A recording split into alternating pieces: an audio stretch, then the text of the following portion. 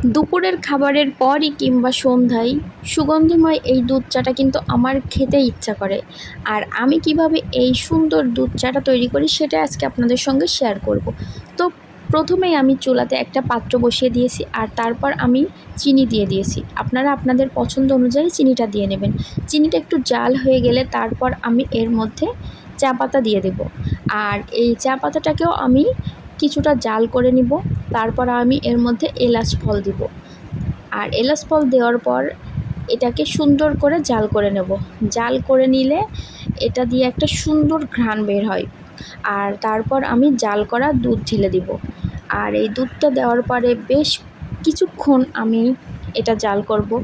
খুবই আস্তে আস্তে জাল করব, যেন এই যে চা পাতা দিয়েছি আর দুধটা খুব সুন্দরভাবে জাল হলে এত সুন্দর ঘনত্ব আসে আর ঘ্রাণ বের হয়।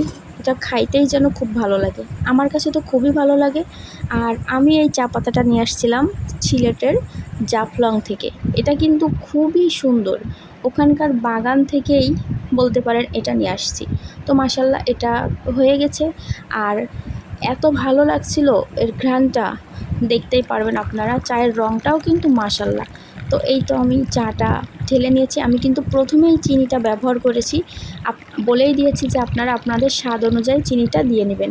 মাশাল্লাহ চায়ের কালার এত সুন্দর হয়েছে, মানে আমি ভিডিও এডিটিং করতেছি আর এখনই মনে হচ্ছে এটা খেয়ে নিই। আসলে চা আমার খুবই পছন্দ। আমি বলতে পারেন আমি চা প্রেমী। আর এর সঙ্গে আমার টোস্ট কিংবা বিস্কিট খুবই ভালো লাগে। তো এই তো আমি ডেকোরেট করে নিলাম। আপনারাও কিন্তু এভাবে বিকালে কিংবা দুপুরের খাবারের পর আবার সকালেও হতে পারে খাইতে পারেন। আর চাটা কিন্তু এইভাবেই বানালে অনেক সুন্দর ঘ্রাণ আসে, প্লাস ঘনত্বটাও ভালো হয়। তো আজকের ভিডিওটা এই পর্যন্তই। আল্লাহ হাফেজ।